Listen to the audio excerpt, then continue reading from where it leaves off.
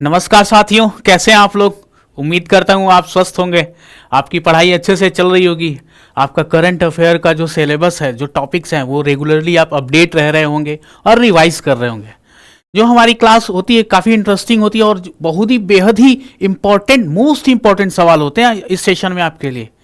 तो वही सेशन आपके सामने आज के लिए फिर से है, उसी सेम फॉर्मेट में। एग्जाम में जैसा आता है सवाल, उसी फॉर्मेट में, जिस जिस तरीके से आपके एग्जाम में सवाल आएंगे, उसी फॉर्मेट में यहाँ पे इस सेशन में वो सवाल हम कवर करेंगे करंट अफेयर के। ठीक है, तो बढ़ते हैं अपने क्लास के सेशन में आगे की तरफ। देखते हैं आज का हमारा पहला सवाल क्या है, क्या कहता है अगला पहला सवाल हमारा आज का पहला सवाल कह रहा है कि बुरा चापोरी वन्य जीव अभयारण्य किस राज्य में है।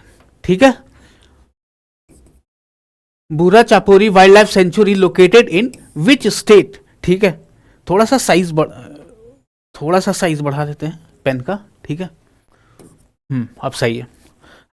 तो क्या होगा आंसर हमारा, आसाम, अरुणाचल प्रदेश, मिजोरम या नागालैंड। तो हमारा आंसर क्या होगा, हमारा आंसर होगा आसाम। ठीक है, तो जो बुरा चापोरी वाइल्ड लाइफ सेंचुरी है वो कहाँ स्थित है, असम में। और देखिए, ये तो हम जाने, एग्जामिनर आपसे पूछ सकता है कि किस नदी के तट पर है, उत्तरी तट पर है, दक्षिणी तट पे है। तो ये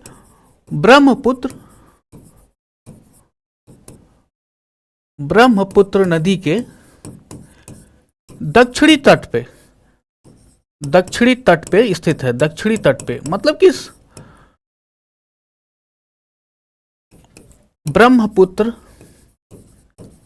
ब्रह्मपुत्र रिवर के, ब्रह्मपुत्र रिवर साउदर बैंक। ठीक है, ब्रह्मपुत्र नदी जो है आसाम में, उसके दक्षिणी तट पे ये के पास में ये स्थिर है, ये वाइल्ड लाइफ सेंचुरी। ये आपको फैक्ट ध्यान रखना है, आपके एग्जाम में ऐसे पूछा जा सकता है सवाल, काफी ज्यादा इंटरेस्टिंग सवाल है। और इसी के पास में आपसे सवाल पूछता हूं कि वन डायनासोर मिलता है असम में, किस नेशनल पार्क में, किस वाइल्ड लाइफ सेंचुरी में मिलता है, आप कमेंट करके बताइए हमें। ठीक है, बढ़ते हैं आज के अपने अगले सवाल की तरफ। हमारे सामने अगला सवाल है कि यूनिवर्सल इम्यूनाइजेशन यूविन portal was launched by which ministry. देखिए, ये जो पोर्टल है ना, ये जो पोर्टल वाले सवाल होते हैं काफी एग्जामिनर के फेवरेट सवाल होते हैं। आपसे एग्जाम में कहीं ना कहीं देखने को मिल जाएगा और पूछ लेता है एग्जामिनर। तो ऐसे अगर सवाल आपके सामने आते हैं और आप पढ़ते हुए आप न्यूज़ कवर करते हैं, तो उसमें पोर्टल अगर आता है तो उसमें पूछ सकता है कि किस मिनिस्ट्री के द्वारा लॉन्च हुआ, कब लॉन्च हुआ, उसके बाद से आपसे पूछ सकता है कि किसने लॉन्च किया। ठीक है, तो यहाँ पे जैसा सवाल है आपके सामने कि यूविन portal was launch by which ministry, आपसे यहाँ पे मंत्रालय के बारे में पूछा गया है। तो आपके सामने ऑप्शन क्या है, शिक्षा मंत्रालय है, उसके बाद से स्वास्थ्य एवं परिवार कल्याण मंत्रालय है, उसके बाद से ministry of women and child development, मतलब महिला एवं बाल विकास मंत्रालय। सेम कलर हो जा रहा है, इसको चेंज कर लेते हैं। ठीक है, और जो ऑप्शन डी है मिनिस्ट्री ऑफ रूरल डेवलपमेंट, मतलब ग्रामीण विकास मंत्रालय है। आपसे आपके सामने जो ऑप्शन है यहाँ पे, ऑप्शन ए, बी, सी और डी, यहाँ पे ऑप्शन है, उसमें से आपको बताना है कि कौन सा ऑप्शन सही है इसमें।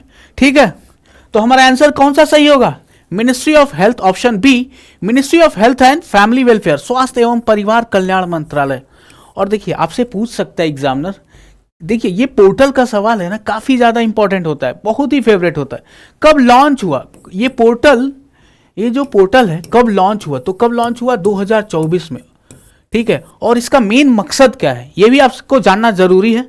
उसका मेन मकसद है कि जो भी जैसे देखते होंगे कि अभी कोविड का वैक्सीनेशन हुआ तो पेपर पे लिख के नहीं मिला, आपका ऐप है, ऐप डाउनलोड हुआ, उसमें आ गया, वहां से आप डाउनलोड कर सकते हैं, आपके मोबाइल पे मैसेज आ गया, मतलब कि डिजिटाइजेशन हुआ। ठीक है, डिजिटलाइजेशन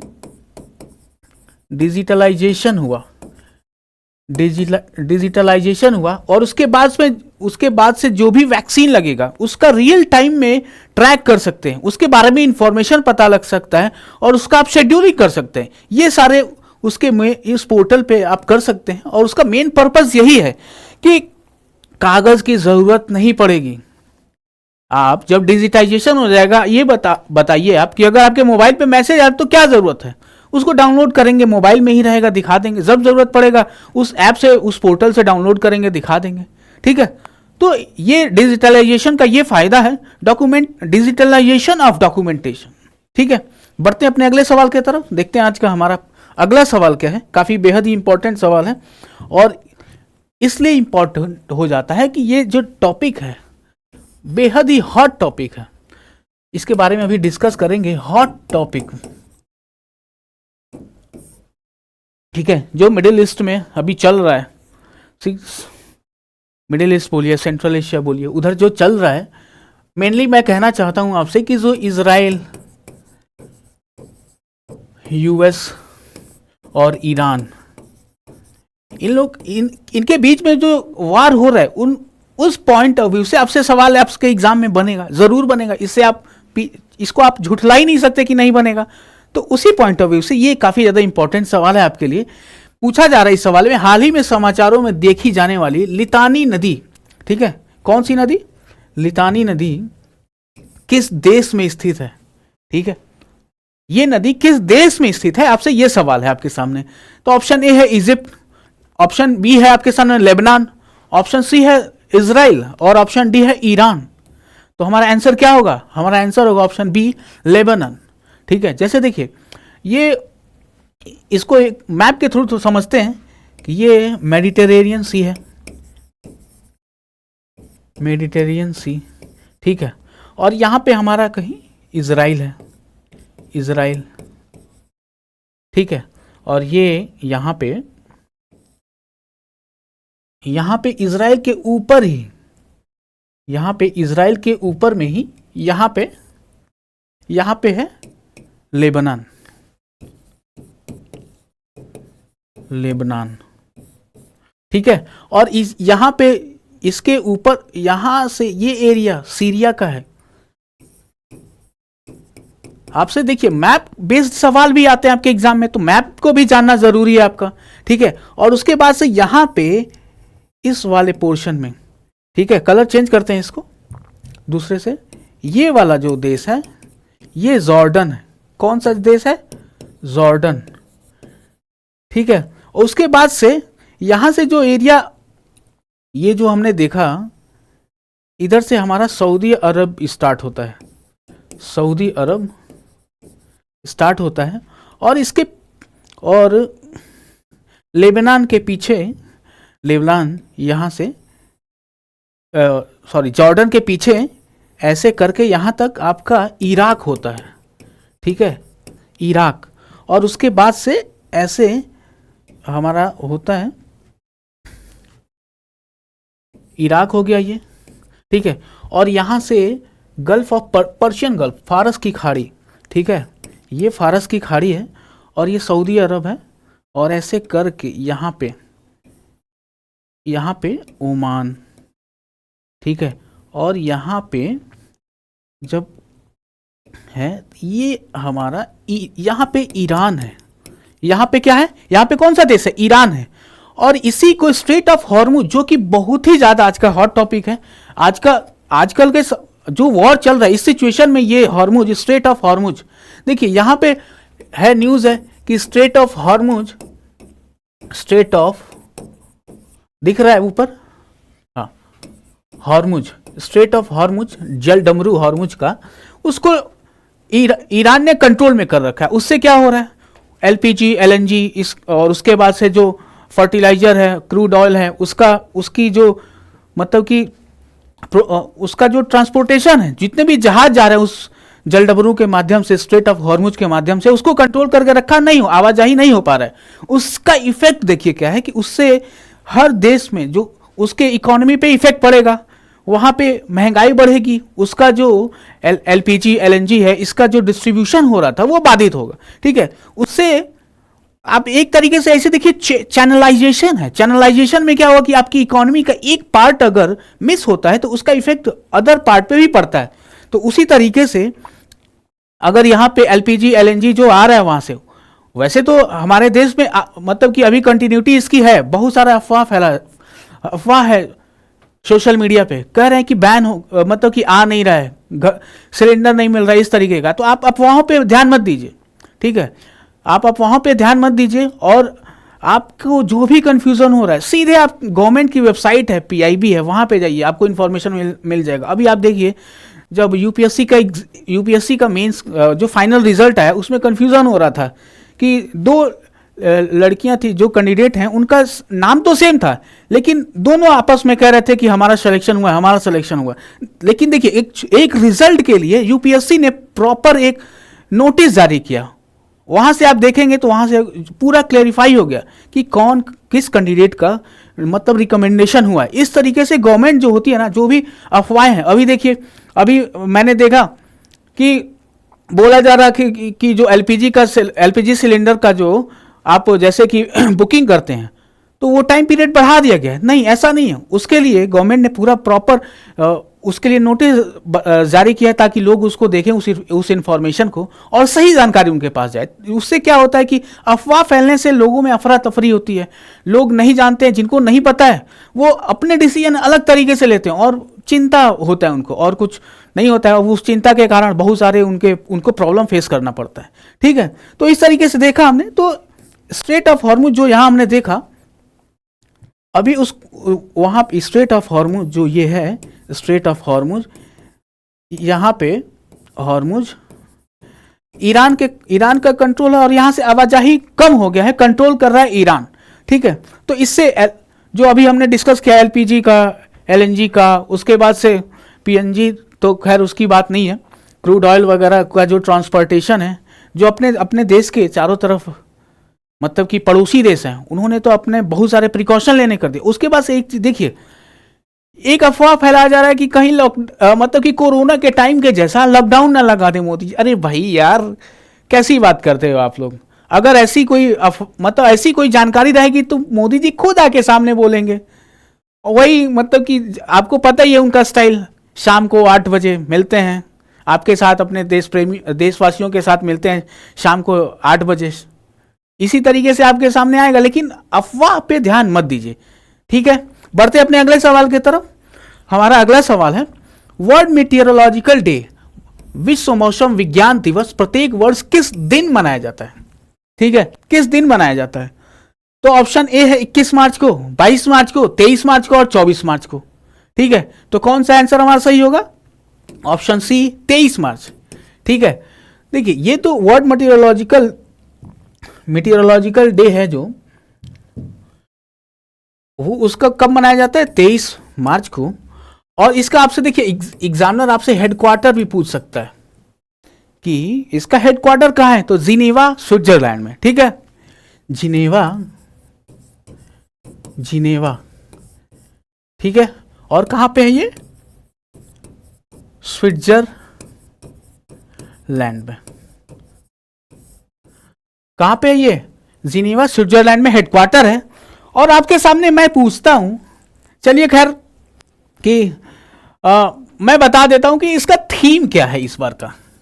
काफी ज्यादा इंटरेस्टिंग है और फेवरेट होता है एग्जाम का, कि एग्जामिनर का फेवरेट होता है कि कोई भी दिवस होता है, कोई भी इस तरीके का अगर मीटिंग होता है, तो अगर थीम बेस्ड है तो वो थीम आपसे एग्जामिनर पूछ लेता है। तो थीम क्या है? Observing today. थीम क्या है? Observing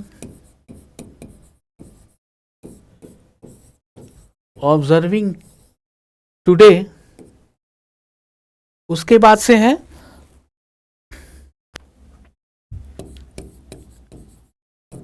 observing today protecting tomorrow.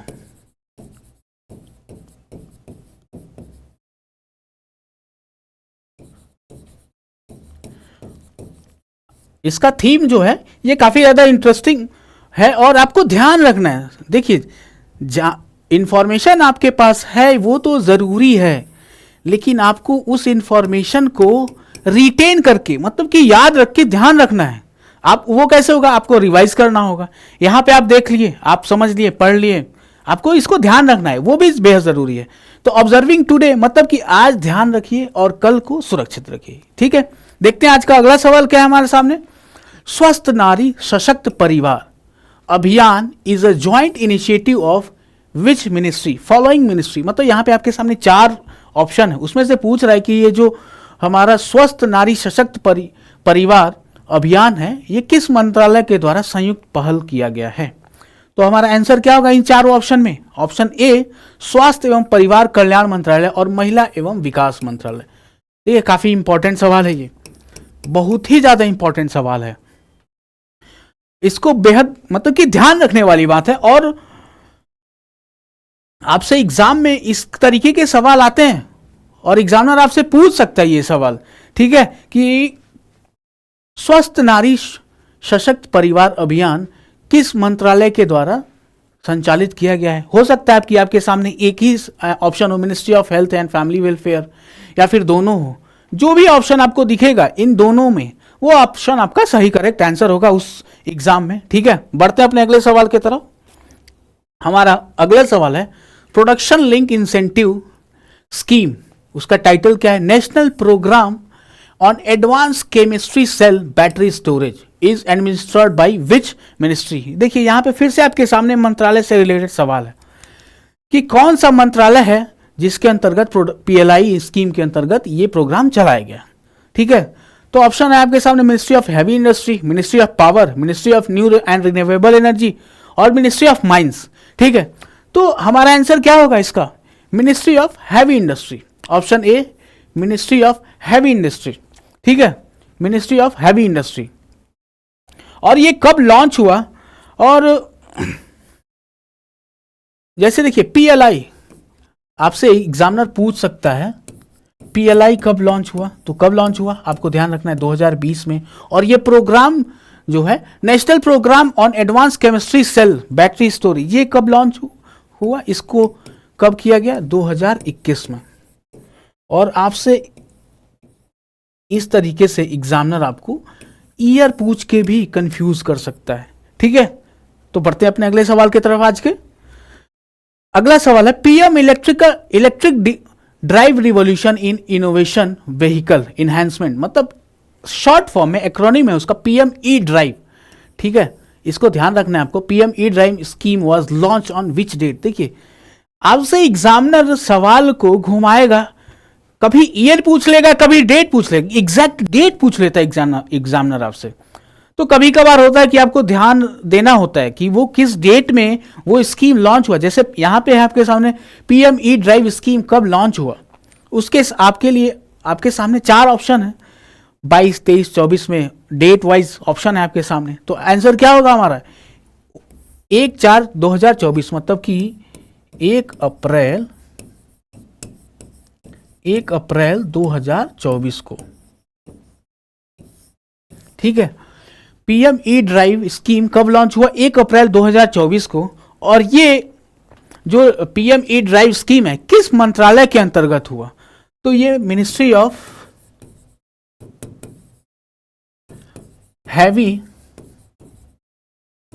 Industry, जैसा अभी हमने इससे पहले वाले सवाल में देखा, मिनिस्ट्री ऑफ हैवी इंडस्ट्री इस मंत्रालय के अंतर्गत इसको लॉन्च किया गया, ठीक है। और इसमें जो इलेक्ट्रिकल डिवाइस, मतलब कि इलेक्ट्रिक से चलने वाले बसेस, देखिए यहाँ पे फोटो के माध्यम से देखिए 3 व्हीलर हो सकता है, बस, एम्बुलेंस, उसके बाद से इंफ्रास्ट्रक्चर, मतलब कि अगर इलेक्ट्रिकल व्हीकल है तो उनको चार्ज करने के लिए इलेक्ट्रिकल इंफ्रास्ट्रक्चर, मतलब चार्जिंग स्टेशन भी लगाना होगा। तो इन सभी इकोसिस्टम को एक फ्रेमवर्क के अंतर्गत डेवलप करने का जो स्कीम है उसी का नाम है पीएम ई ड्राइव स्कीम, और जो मिनिस्ट्री ऑफ हैवी इंडस्ट्री के अंतर्गत लॉन्च किया गया। और कब? 1 अप्रैल 2024 को लॉन्च किया गया है, ठीक है। आइए देखते हैं आज का अगला सवाल। अगला सवाल आपके सामने question number 8, the faster adoption and manufacturing of electric vehicle in India, मतलब फेम इंडिया स्कीम फेज 1। देखिए यहाँ पे फेज 1 की बात हो रही है, ये भी ध्यान रखना है आपको कि कौन सा फेज है। आपसे एग्जामिनर पूछ लेगा कि फेज 1 है, 2 है, कौन सा फेज है, उसके हिसाब से आपको टाइम पीरियड ध्यान रखना होगा, डेट ध्यान रखनी होगी, ठीक है। तो यहाँ पे फेज 1 की बात हो रही है, फेज 1 की बात हो रही है, was launch on which date. देखिए यहाँ पे फिर से उस डेट की बात हो रही है। तो ऑप्शन ए है आपके सामने वैसा ही 1 अप्रैल 2013, 2014, 2015, 2016। तो fame India scheme phase 1 phase 1 लिख देते हैं, फेम इंडिया फेज 1 कब लॉन्च हुआ? 1 अप्रैल 2015 को। तो इसको 1 अप्रैल 2015, ये कब तक? 31 मार्च 2019 तक। और फेज 2 कब लॉन्च हुआ? फेज 2 लॉन्च हुआ 1 अप्रैल 2019 से 31 मार्च 2024 तक। देखिए, इसका जो फेज 2 का जो टारगेट है, उसके लिए ये जो हमारा स्कीम है ये काफी ज्यादा इंपॉर्टेंट है, महत्वपूर्ण है। ठीक है, तो इसके अंतर्गत क्या क्या डेवलपमेंट हुए हमारे? Faster adoption manufacturing of electric vehicle in India, मतलब कि इलेक्ट्रिकल व्हीकल के लिए जो उससे हमारा जो डीजल पे पेट्रोल पे निर्भरता है उसको कम करना है। उसके लिए क्या हुआ कि जल्दी से जल्दी उनको अडॉप्ट करना है, इलेक्ट्रिकल व्हीकल को, उनके इंफ्रास्ट्रक्चर को डेवलप करना है, ऐसा इकोसिस्टम डेवलप करना है कि ऐसा इंसेंटिव देना है लोगों को कि वो आगे आए और उन सभी इंफ्रास्ट्रक्चर को डेवलपमेंट करने के लिए आगे आए और अपना भागीदारी सुनिश्चित करें। इस माध्यम से फेम इंडिया फेज 1 और फेज 2 के कारण ऐसा, मतलब कि फास्टर एडॉप्शन करने के लिए ये इसमें ऐसा इनके सामने प्रावधान है इस स्कीम के अंतर्गत। ठीक है, जो कब लॉन्च हुआ? 1 अप्रैल 2015 को। हमारे सामने अगला सवाल है आज का, the district mineral foundation summit 2026। देखिए, डिस्ट्रिक्ट मिनरल फाउंडेशन 2026 की बात हो रही है। यहां पे पूछा जा रहा है आपसे कि ये जो समिट हुआ है 2026 का, ये किस शहर में हुआ है, कहां पे? मतलब कि लोकेशन बेस्ड सवाल है आपके सामने, लोकेशन बेस्ड सवाल है। ठीक है, तो ऑप्शन क्या होगा आपके सामने? मुंबई है, न्यू दिल्ली है, हैदराबाद है, जयपुर है। तो क्या हमारा आंसर सही होगा? नई दिल्ली। नई दिल्ली में हुआ ये समिट 2026 का। और इसके अंतर्गत क्या प्रावधान है, क्या ऐसा डिसीजन लिया गया है, इस समिट का क्या उद्देश्य रहा है, ये भी आपको थोड़ा बहुत उसके बारे में जानकारी होना बेहद जरूरी है। तो देखिए, इसके अंतर्गत जो खनन होता है ना, उससे जो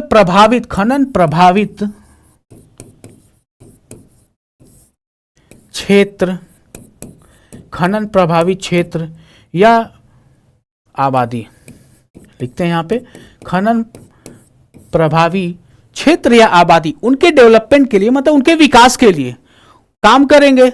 इसके अंतर्गत ये सुनिश्चित किया जाएगा और इनके लिए एक अलग से फंड की व्यवस्था की गई है।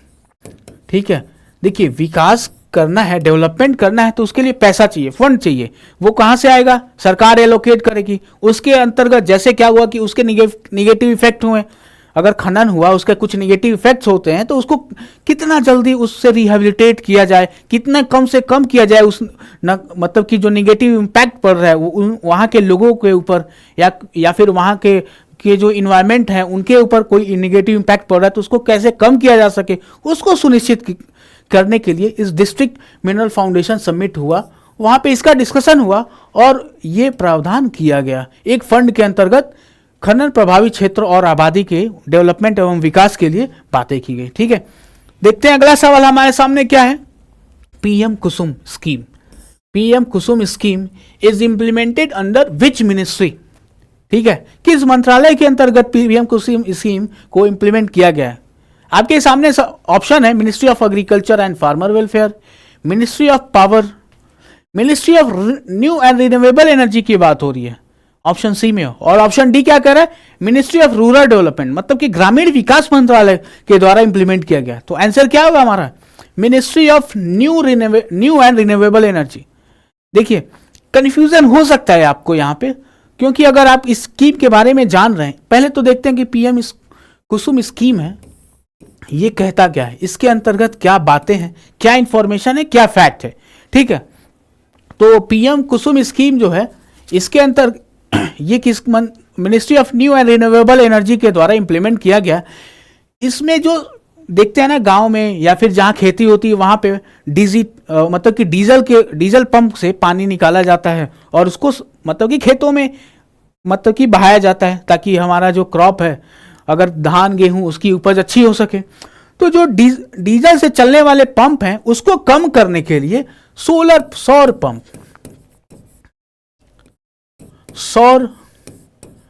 पंप इसकी व्यवस्था की गई है इस स्कीम के अंतर्गत, जो कि किसानों को, वो एक अकेला किसान हो सकता है या एक ग्रुप हो सकता है किसानों का, या फिर कोई पंचायत है वहां के लोग हैं, उनको मुहैया कराया जाएगा सौर पंप।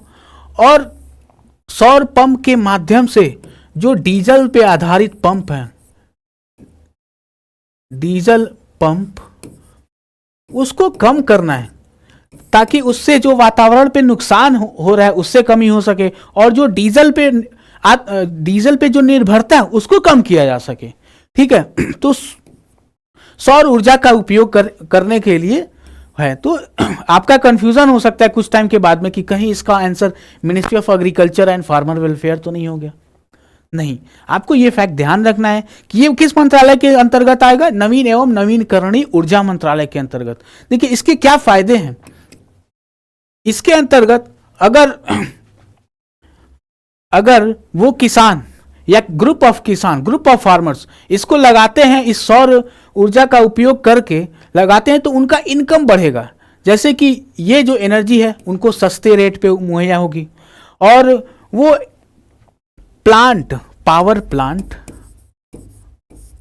सौर पावर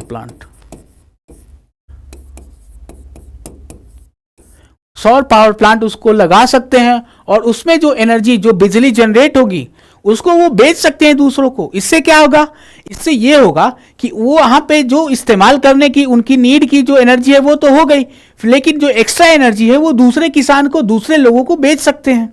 तो उससे उनको फायदा मिलेगा, उनको कुछ पैसे मिलेंगे, तो उनकी आय भी बढ़ेगी। इस तरीके से पीएम कुसुम स्कीम के अंतर्गत उन्हें सौर, डीजल से, मतलब कि फॉसिल फ्यूल बेस्ड जो एनर्जी है, डीजल, पेट्रोल, इसमें कमी आएगी, निर्भरता कम होगी, और जो सौर ऊर्जा है, नवीनकरणीय ऊर्जा है, उससे निर्भरता होगी, क्योंकि वो हमेशा उपलब्ध है। ऐसा नहीं है कि आज सूर्य है कल नहीं है, ऐसा नहीं है, वो हमेशा है, सूर्य हमेशा है, उसकी एनर्जी को हम यूज करेंगे, और उससे हमारा जो किसान भाई हैं उनकी आय भी बढ़ेगी। ठीक है, तो इस पीएम कुसुम योजना की किस मंत्रालय के अंतर्गत है, ministry of new and renewable energy. आपके सामने एक सवाल है कि आपसे एग्जामिनर पूछ लेगा कि ये जो पीएम कुसुम स्कीम है ये कब लॉन्च हुआ। ठीक है, आपसे एग्जामिनर पूछता है कि ये कब लॉन्च हुआ, तो आप घबराना नहीं है, जो लॉन्च हुआ उसका डेट आपको बताना है, और याद रखना है कि 2019 में लॉन्च हुआ और किस मिनिस्ट्री के अंतर्गत लॉन्च हुआ। ये जो फैक्ट हैं आपको ध्यान रखने हैं। कब लॉन्च हुआ, 2019 में, और ministry of new and renewable, MNRE। ठीक है, तो आज का सेशन, हमारे जो 10 बेहद ही महत्वपूर्ण सवाल थे आज के आपके सामने थे, उसको हमने अच्छे से कवर किया। जो फैक्ट्स हैं आपके सामने हैं, और अगर आपको कोई कंफ्यूजन होता है तो कमेंट करके आप पूछिए, फिर हम आपके साथ डिस्कस करेंगे। ठीक है, तो इसी तरीके से अच्छे से पढ़ते रहिए, काफी ध्यान लगा के पढ़िए, और अफवाहों से बचें। आपके सामने जो भी अफवाह हो रहा है उस अफवाह को आप जाके गवर्नमेंट के सोर्स से उसको क्लैरिफाई करिए। ठीक है, दूसरे की बातों को, आप सोशल मीडिया को विजिट करते हैं, आपके पास कोई मैसेज आता है, व्हाट्सएप पे मैसेज आता है या किसी ग्रुप में मैसेज आता है, तो उसको बिना, अगर आप पढ़े लिखे हैं तो एटलीस्ट उसको एक बार चेक करिए, फिर उसको आप किसी को, दूसरे को फॉरवर्ड करिए। ठीक है, थैंक यू सो मच।